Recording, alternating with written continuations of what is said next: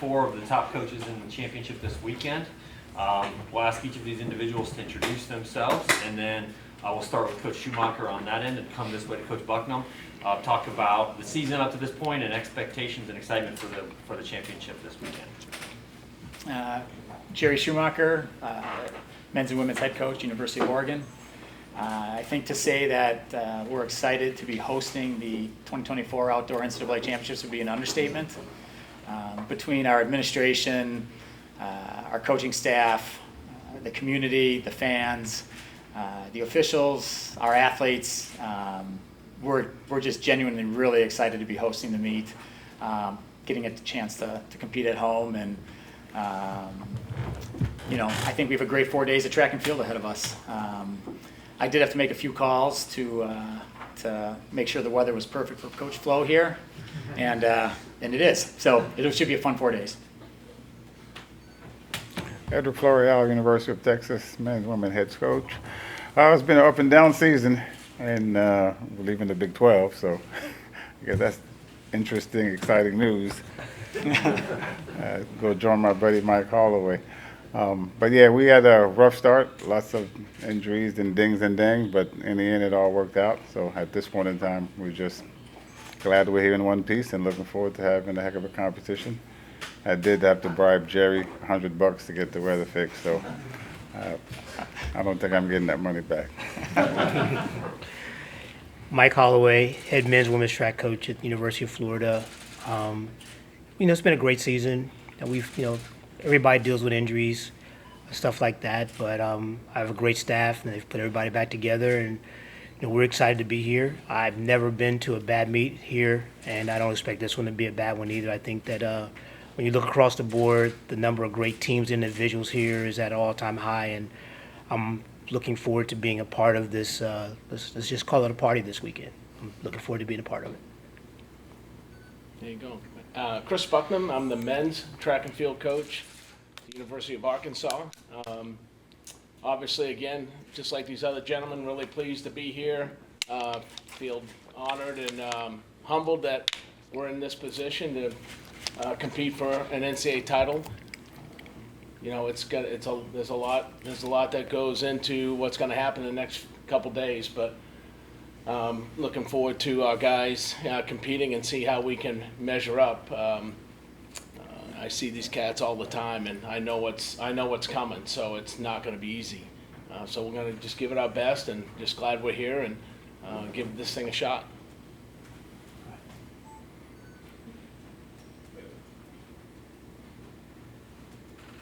Owen Murray from the Daily Emerald. Coach Schumacher, this one's for you. How important is the home field advantage in Oregon? How big is that for your team? I think anytime you get a chance to compete at home with your home base and crowd and community behind you, it gives you a little extra lift. But it's also, there's some disadvantages that as coaches we also know. It's like there's a lot more work that goes involved. There's a lot more distractions that you don't get away from.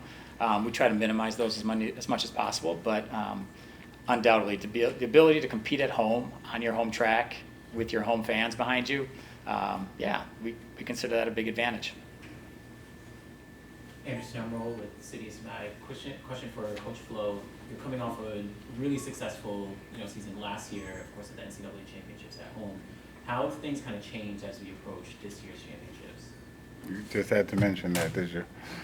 Last year was sort of the Cinderella season. You're hosting at home, and then you got a bunch of superstars that all are wearing different brands now. So they all had eligibility, by the way, but nonetheless, they're not here. You just move on and deal with the next group of young people.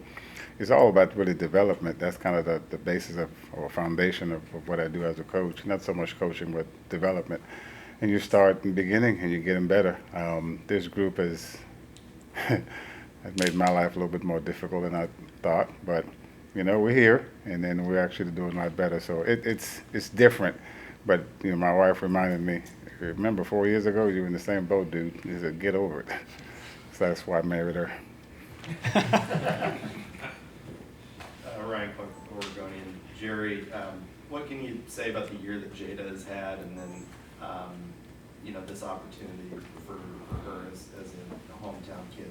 Yeah, I think you just heard her say when she has basically a small army here to cheer her on. I think that would have happened wherever the meet was, but I think it's especially special being here at home for her, especially an Oregon kid. Jada, you can't say enough great things about her. Her athletic accomplishments speak for themselves. What she is around our team and as a team leader, what she means to everybody on the team. But I think really a part that a lot of people don't get to see, and they see her on the athletic field, is just really the quality person that Jada is. She's one of the best, and obviously, she's nearing her time. Her time here is almost to an end, but we hope it goes out with a bang this weekend. King Gray with Dystat. This question for Jerry. The addition of Monica Williams this morning was announced. How important is that for the group, and just kind of going forward with this team title race? Yeah, obviously that was we knew she was the first one out, and obviously every now and then things change on other teams' lineups where it opens up a position, and she was obviously got the call to get in, and we're thrilled about that. It gave us another athlete to potentially score. I think that brought our total to 15 entries. I think we're represented in 13 of the 21 events, so we're deep, and we have athletes across the board in a lot of different events. So that helps a lot. We're really excited when we saw that happen. Zach Martin with the Chronicle. Coach Blow, I want to ask about Jeremiah Newby. Take me through, if you can, like how a kid from Rainier, Washington, in Class 2B ends up being one of the best throwers that you've got in one of the most powerhouse programs in Texas. I mean, take me through how he ended up in Austin. Yeah, we got a really rich history of throwing. I don't think we've lost an Olympic shot put gold medal on the men's side in quite a while, and I think Michelle Carter was pretty good as well. And you go on, the list goes on and on. So it's not like, it's not rare, but the tradition was already there. And Jerry's probably one of the most intense kids. This guy's in the airport with dress shoes doing hammer turns. It's just nonstop. This is who he is, and takes it to heart. Him and I get along great because he takes it personal when things doesn't go well. I love a kid that it matters to them. I hate a kid that's nonchalant, but so Jerry's kind of my guy. But he visited. It was a perfect fit. Him and Zebra got along well, and him and I had a long meeting, talked about goals and what my role was going to be in making sure he become the very best. And then he came to me last year and decided to switch to Canada, so gave me more work, but we ended up doing that, and he really wants to sort of go that route. And then I'm pleased with it and give him the chance to make an Olympic team and so forth and so on. But he can't, there's not a more determined, deliberate, hard-working kid on our team than this kid. He's just 24/7. It doesn't matter. He's always thinking about getting better. So I love him to death. He's a great kid, great leader for us. Paul Hoffman with City of Smack. This is kind of an open-ended question because I feel like it applies to all of your teams. What are some of the benefits you guys have seen of having really good professional groups training alongside some of your student athletes? Well, let's start with they don't train them alongside us. It's an NCAA violation. Don't get us in trouble. But it's always an advantage to have professionals around. Our professionals train first thing in the morning, and so they're not around the team. But during the recruiting process, when you can have the ability to say, this person was once in your shoes and now they're one of the better sprinter, hurdlers, or jumpers in the world, that's definitely an advantage. I'd probably say for us it's a little bit different. I don't have any post-collegiate. They're all assistant coaches. So everybody that trains with me at Texas trains with the team, and they're fully integrated, part of the staff. They do recruiting, the whole thing, kids on campus to do it. So I don't call them post-collegiate. They're assistant coach at the University of Texas.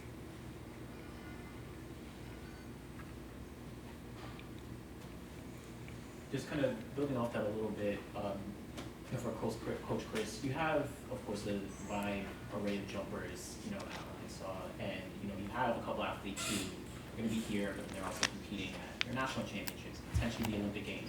How do you balance getting them ready for this competition, but then also ensure they're ready as we go into the summer? Oh, yeah, for sure. It's very important for those athletes to be able to, shine at their national championships, try to make the Olympic Games, try to qualify for their country. So you just start at the very beginning and, you just feather this meet in and you make it part of something really important towards their development moving forward this summer. So it's basically just a lot of planning, sitting down and having our coaches go through, hey, this is what's going to happen, and having a very distinct schedule of when they're going to compete. And we feather this meet. This meet's really important to our school. It's important to them. And so it is our first line of defense into what could be a great, summer season for those athletes. And so this is kind of the jump-off point. Question for Jerry, kind of building off of that. For the Oregon athletes, like a lot of them we're going to see back here at U.S. Olympic trials, which will be really awesome. But in their minds, like, what does this meet mean to them? Do a lot of them, like, is this just a stepping stone, kind of building up to the Olympic trials, or do a lot of them really want to take home an individual and team title? Would that mean a lot to them going into the trials? I think first and foremost, as a collegiate athlete, the NCAAs is probably the most important meet on the schedule.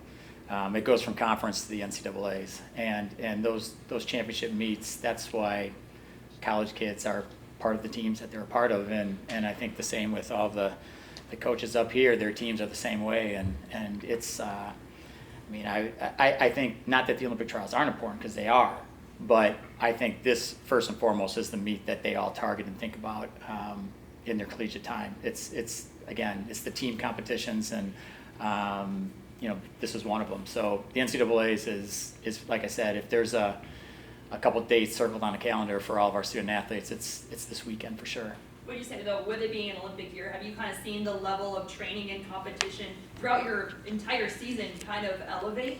Yeah, I think you see that across the country, not only just in the college kids, but you see it with pros as well. I think the Olympic trials years, the Olympic years bring out the absolute best every 4 years, and everyone's chasing that big dream. And it's no different for our student athletes either. Obviously, it's a little bit harder. Very few college kids make the Olympic team, but it does happen every now and then, and I'm sure there will be some from this meet that make our U.S. Olympic team or their respective countries' Olympic teams. This is for Coach Holloway, Corey with FloTrack. I think every man on this panel knows what it will take to win a team title, either men's or women's, on paper.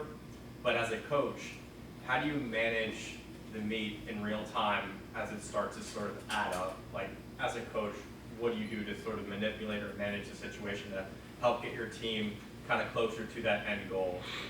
Well, I don't know that there is any manipulation that could happen that's going to, it's not like a football or basketball game where you can, change the course of the game by making some kind of change. I think the biggest thing is, and we always talk about this, you just have to come in here and be you. If you come in here and do what you've been doing all year, you'll be fine. It's the people that come in here and change things, people that come in here and try to be something they're not, to get themselves in trouble. So as the meet goes along, you're going to have your highs and the lows, and we talk to the team about that. But the biggest thing is that if you have something go wrong, you have to flush it, let it go, and move on to the next thing. So as a coach, it's my job to stay on an even keel so I can keep my athletes on that same level. Any other coaches want to address how they manage the course of the championship from now until either Friday in Coach Bucknam's case or Saturday at the end of the meet? Yeah, I think this current age, you feel like a sniper on top of a building guarding over your kids, because you got all kind of stuff, man. You got mental health, you got, mom and dad want to take them to the daggone mall the day before they compete. You have to deal with all this stuff, and I think as a coach, if you don't pay attention to these small details, like Coach Holloway says, you get yourself in trouble. And it's not, somebody asked me about being the great coach, X and O's, and Coach Holloway, I probably talk to you. Every day. Yeah, talk to him every day. And when we talk, we know the thing we notice is it's really less about the coaching aspect, the angles, the force application. It's really more about maintaining a good, healthy mental balance and keeping them in the right place, and sometimes protecting them from some people who could put stuff in their mind that can really impact their performance. So it's just, I just feel like I'm, like, what's that movie with Tom Cruise? You know, what's it? I have no idea what you're talking about. No, man, the one when he's on top, he's telling Jack Nicholson, he's like, you can't handle the truth. Oh. You feel like That's where we were going. You feel like you want me in that tower. You need me in that tower. That's how I feel some days. But yeah, it's just managing them. And the crazy thing about it is like, and this kind of deals with the media side of it. Social media is like the worst thing that ever happened. God, the devil. You know, and I talk to him about this all the time. So, you know, everybody's looking for likes and looking for attention, and then they get the 1 or 2 people that are against what they say. So they can have 100 people like something, but they focus on the 1 or 2 people that disliked it, and it just ruins their day. And the number of times I've had somebody come to practice or come to a meet, because I had a guy a few years ago that was one of the favorites to win the 400 meter title. Somebody posted something bad about him because it was his birthday, and ran terrible. And so we have to be aware of those things. You know, when they walk into the lobby, when they get off the bus, we have to look Any of you them guys in have the a eye. birthday this week? Huh? Any of you guys got a No. birthday? Oh, okay. Might have to go back and look at that roster. Yeah, I don't think there's anybody this week, but you know, it's just social media is the hardest thing for us to manage. It really is. It really is. Coach Flo, how much do you think Jeremiah is kind of excited, but also maybe a little anxious heading into Hammer because this is primary throwing event, and he is one of the favorites in it. How do you feel like he's going to approach tomorrow's Hammer competition? My job with him is to make jokes and make him laugh. You had him in here, you interview him. It's Mr. Intensity. So my role is reverse. Some people I try to get him focused, but I don't have to do that. He's too daggone focused. He's probably in his room right now watching Hammer video. God knows. You guys are laughing. He's actually probably sitting there. We sat in there having dinner, team dinner, and he's. I just saw him out in the hallway doing turns. I told you. But this is who he is. So the role, I think, from a coach changes based on the athlete. And sometimes you got to be a jokester. I do have that ability, by the way. And sometimes you got to be the intensity guy. But with him, I've just got to keep that guy calm in a good place and let him enjoy the process of even being here and being nervous, having an opportunity. For Coach Holloway, and speaking of social media, this just reminded me that you guys 2 years ago swept the team titles. What do you remember about that special day, both for Friday and Saturday, and what it really meant to the University of Florida? I think, it's funny. I was at practice this morning with Anna and Grant and Joseph, and that subject came up. And what they talked about is how much fun it was.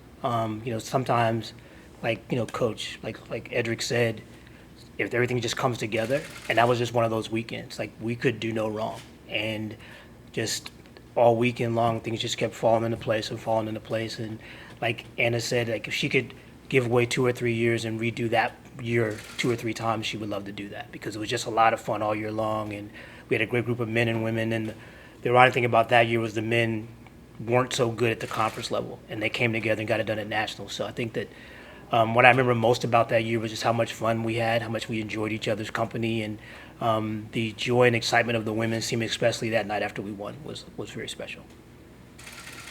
Coach Holloway, you've gotten a lot of production from athletes in the transfer portal this year, looking at guys like Raheem Hales, Manya McCoy, Monte Charles on the women's side. What does your kind of philosophy look like when it comes to recruiting athletes that are transfers? Well, I mean, I think it starts with, I try to make sure that they're good people. I think that sometimes when you get transfers, and I think we've all experienced this even before the transfer portal, you bring somebody into your program and they tell you all the right things until they get there, and then all heck breaks loose. And so we try to make sure that, obviously we're in the SEC. And so if they're not SEC level athletes, there's no need to recruit them. And for us, they need to be national type athletes. And both those guys you mentioned are those kind of guys. But the thing for me is that if I'm going to recruit them, can I help them get better? And if I can't help them get better, then there's no need bringing them on campus. But we've done a pretty good job of developing athletes when we get them. I know there's that narrative out there about the transfer portal, but everybody's doing it. And I think everybody up here has had transfers, and fortunately and unfortunately in some cases, that we've all done a good job with them. So I think for us, like anybody else, we try to identify the athletes that can come else and help us get better, or at least stay where we are. Just a follow-up from Mike on the social media point where, we were just talking about, you won titles and maybe athletes have the opportunity to celebrate with others on social media, but like you said, there's some negative aspects there. But are there things that you or your team or whoever does with the athletes to make sure that they're getting a healthy balance, right? Well, I don't know how you determine a healthy balance, because it's not like we can take their phones from them or their computers from them or iPads from them when they're away from us. I mean, we have educational seminars on campus that talk to them how to manage social media. We talk to them about that. I encourage them to turn off social media this time of year. Some of them listen, some of them don't. So, I think the biggest thing, all we can do is watch their mood. A lot of our coaches, especially the younger coaches, are on social media a lot more than I am. So when they see things happen, they'll come to me and say, so-and-so's dealing with this. But it's not something you can put a stop to unless you're just going to take their phones. And I'm not doing that. I'm not that kind of coach. I'm not taking their phones from them. Sorry, for Coach Bucknam. Coach, obviously, last year, you shared in previous conversations just about, there might have been a little bit of fatigue by the time the group got to Austin. Like, just how good are you feeling about just, not only the physical energy, but just the mental and emotional energy for this group? Because obviously, I know how significant this outdoor title is, to them and to you and the university. Right. Last year, when I look back at last year, I'm not sure it was, I thought we had a hell of a meet. We just came up a few points short to a great program, and felt like year in and year out, we get our guys, ready to compete for these final two meets, the SEC meet and, the NCAA championship. There's no question. It wounded us when we got second, and then it wounded us when we got second indoors. I've been on the other side of it with these guys, all three of these guys. I'm looking at national runner-up trophies because of the great programs that they run. But we're in it for the fight. We're in it and our kids are competing. I told our kids the other day, I go, almost every championship, we compete in, we have a shot at winning. And to me, that's what it's all about. So coming into this weekend, it's the same thing. I feel like, we slow played it a little bit in April. Maybe a conscious decision to slow it down a little bit, so that we're ready for this meet. And so far so good. So we'll see what happens. But this meet, there's 819 points available in this meet. Okay, 50 points or 60 is going to win it. Okay, that's 6% to 7% of the total amount of points in the meet. So when you have something go wrong, that's that's 6 pennies on the dollar, and so you take something away, or you look at the 4% and 93% of the other points that are being out there that affect you, and that's the thing. The question with Mike that you asked, with how you manage, you're looking at all the races, you're seeing how things are playing out, because there's a lot of things that can affect the final score. So at the end of the day, again, just like I think the rest of these great coaches have done, is we're prepared to take care of ourselves and to stay in our compartment, compartmentalize and do the best we can. But I feel like we have great energy and we got a good vibe going, and I felt like we had that last year in this indoor. Just came up a little short, so see if we can pull it off. Thank you very much, coaches. Good luck this weekend. Thanks,